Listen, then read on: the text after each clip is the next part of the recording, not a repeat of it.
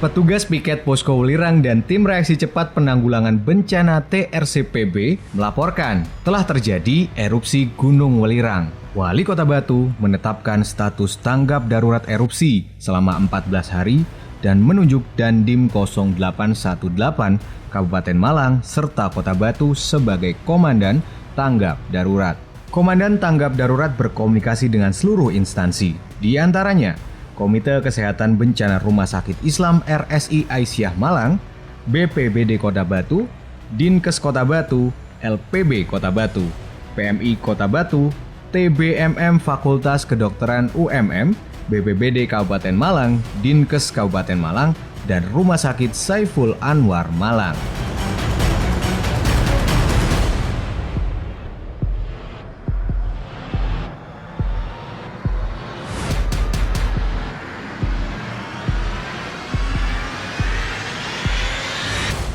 Komite Kesehatan Bencana RSI Aisyah bersama seluruh instansi mulai berada di kantor Balai Kota Batu guna persiapan dan koordinasi lanjutan untuk proses evakuasi korban bencana.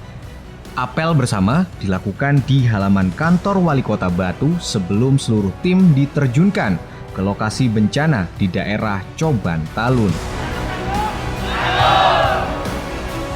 Komite Kesehatan Bencana KKB RSI Aisyah bersama seluruh instansi berangkat ke lokasi bencana. KKB RSI Aisyah bersama-sama tiba di lokasi bencana dan segera melakukan persiapan lapangan dengan petugas posko Gunung Welirang dan TRC PB.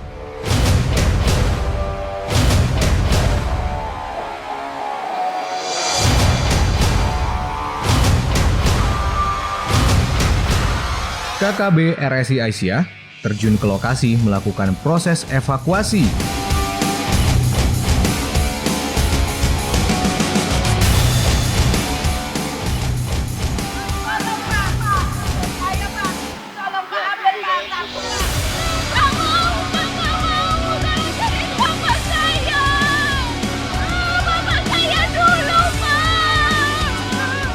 Mulai dari kaji cepat atau Rapid Health Assessment, Pak, salah. Pak, saya dari tim SAR, Pak. Cek pernafasan. Cek. Kalau ada nafas ini kita lakukan pertolongan. Oke. Masih ada dulu, kita lakukan pertolongan.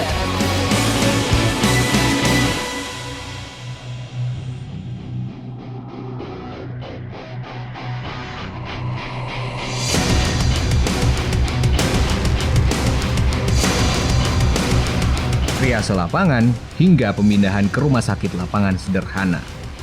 Triase lapangan dilakukan di lokasi bencana dengan pemetaan korban berdasarkan pelabelan warna.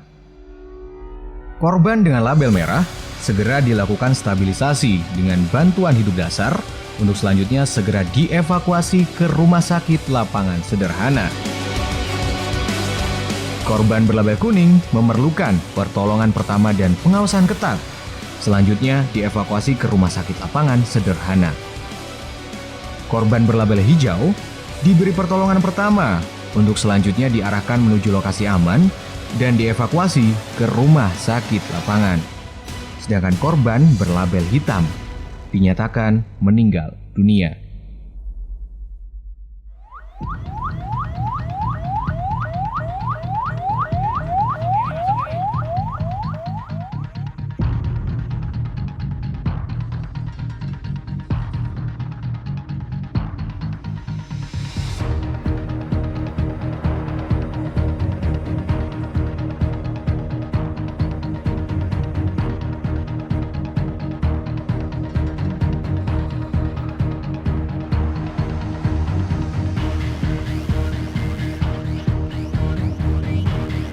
Tim RSI Aisyah kemudian mengevakuasi korban melalui horizontal dan vertikal rescue.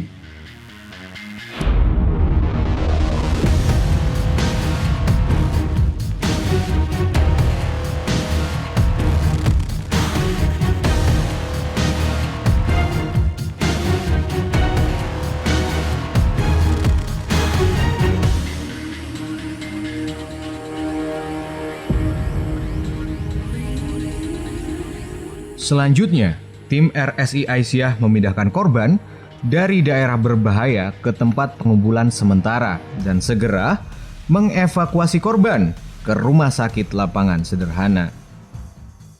Setelah korban sampai di rumah sakit lapangan, segera dilakukan pendataan serta triase medik untuk memetakan korban stabil ke tenda non-gawat darurat dan korban tidak stabil ke tenda gawat darurat.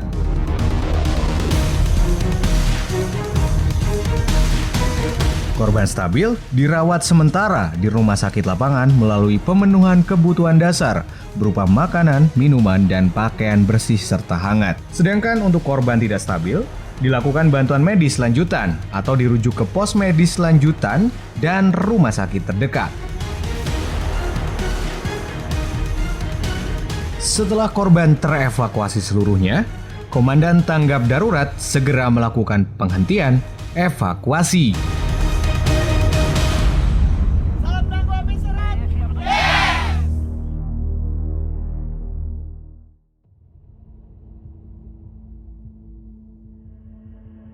Hari ini kami menyelenggarakan gladi lapang Komite Kesehatan Bencana Rumah Sakit Islam Aisyah. Gladi ini bertujuan untuk menguji prosedur, menguji sistem, dan menguji kemampuan tim KKB tidak hanya dalam melakukan penanganan di lapangan, tetapi juga dalam melakukan koordinasi, kemudian komunikasi, bagaimana mereka bisa masuk sistem ke dalam sistem besar, yaitu sistem dari pemerintah. Kita sangat bersyukur karena kemudian dari lapangan ini sebagaimana direncanakan dalam program BPSeret untuk RSI Malang adalah sebuah kegiatan yang mengkaitkan dengan lembaga-lembaga lain. Kita bisa melihat dari ini hadir dari BPBD, dari MI, dari Fakultas Kedokteran, beberapa universitas bahkan kemudian ini menjadi menarik. Kerjasama antar instansi bukan hal yang sederhana dan itu selalu menjadi masalah ketika kita menjalani sebuah kegiatan khususnya dalam disaster. Kali ini kita bisa melihat sebuah kerjasama yang baik. Bukan berarti bahwa kemudian tidak ada persoalan. Kita melihat ada persoalan antara satu instansi dengan instansi lain, tapi kemudian mereka bisa bekerja sama dengan baik. Evaluasi paling urgent adalah kemampuan tim dalam mengelola sebuah pos komando.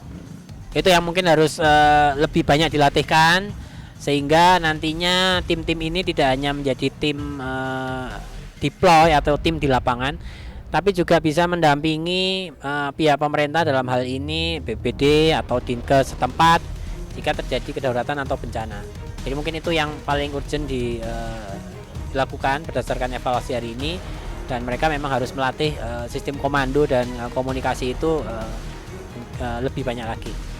Secara umum hasil kegiatan mulai dari fase awal ketika ada status siaga darurat sampai terjadi tanggap darurat sampai pengakhiran tanggap darurat tadi sudah berjalan dengan baik sesuai SOP. Memang ada beberapa kelemahan yang perlu dievaluasi terkait dengan memang properti di simulasi ini tadi kita masih ada keterbatasan sarana prasarana yang akan kita jadikan bahan evaluasi untuk disiapkan atau diadakan. Jadi harapannya ketika kita harus berhadapan dengan kondisi real bencana sesungguhnya, kendala-kendala itu bisa diatasi.